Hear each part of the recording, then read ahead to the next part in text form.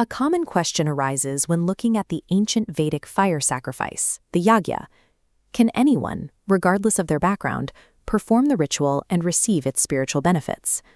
This question assumes that rituals operate like a chemical reaction. Just as fire consumes wood regardless of who throws it in, we often assume ritual actions possess a natural power to produce a reaction. This intuition mirrors the ancient Sankhya philosophy, which argues for a universal cause and effect system. If you provide the correct physical inputs, the system must produce the expected result, or phala. Following this logic, even individuals outside the scriptural system would trigger the exact same output if they followed the identical mechanical steps. If the ritual is merely a mechanical procedure, then the identity of the person performing it is irrelevant to the outcome. Viewing ancient rituals through the lens of physics creates a false expectation of universal access. It suggests that scriptural results are open-source rewards available to anyone who replicates the physical motions.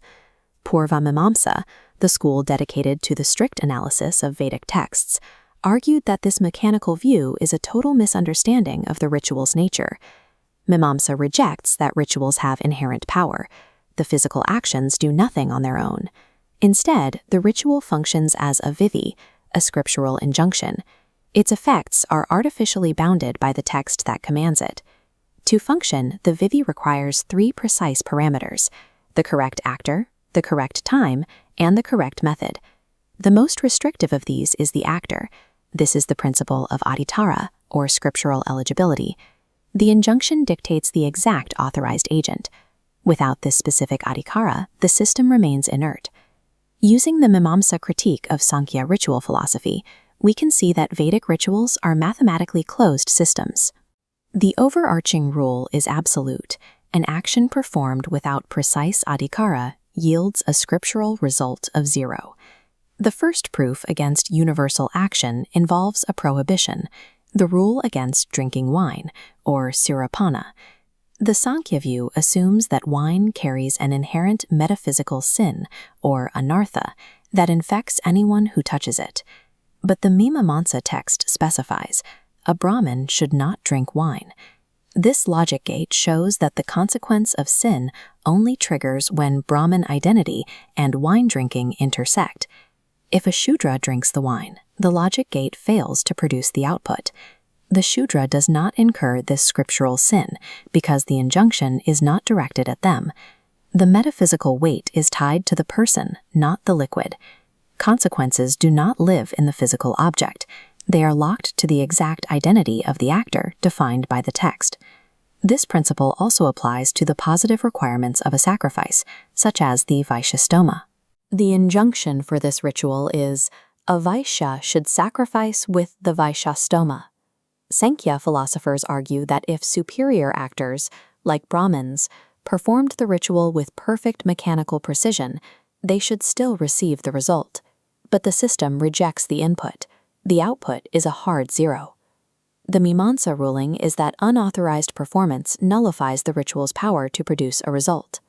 The identity of the Vaishya is not a suggestion, it is a structural requirement of the ritual's definition. A Brahmin lacks the adhikara required to generate this specific phala. Hierarchy and mechanical execution cannot override the strict eligibility defined by the text.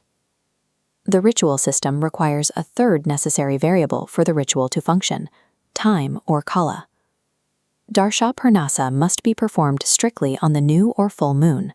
If the motions are performed on the 5th day, Panchami, the connection fails. The same logic governs Agnihotra. Dawn and dusk are the only active windows. An input at solar noon yields nothing.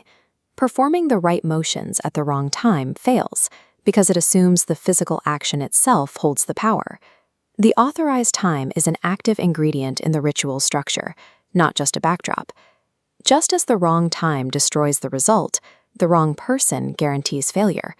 Mimamsa demands 3 unyielding conditions: the specific actor, the specific time, and the specific action. This creates a unified theory of ritual ontology. Action plus unauthorized agent equals null. If a Brahmin performs the Vaishya's ritual, they are not performing a flawed version of that ritual. Because the parameters were violated, the ritual literally did not take place. They performed nothing of value. An action separated from its authorized parameters ceases to be a ritual by definition. This brings us back to the original question. Can those outside the scriptural system perform a yagya and extract the result? The Mimamsa logic is absolute. If a Brahmin, the ultimate insider, gets zero result from an unauthorized ritual, the rule applies even more strictly to those outside the system. The axiom states, whatever specific action is known by scripture to produce a result, that result belongs only to that specific actor. Those who exist outside the Varna framework lack the adhikara required for these specific Vedic commands. Because the scriptural command does not authorize them, the system ignores their inputs entirely. According to the logic of Purva Mimamsa, any Vedic ritual performed by an unauthorized agent generates exactly zero scriptural result.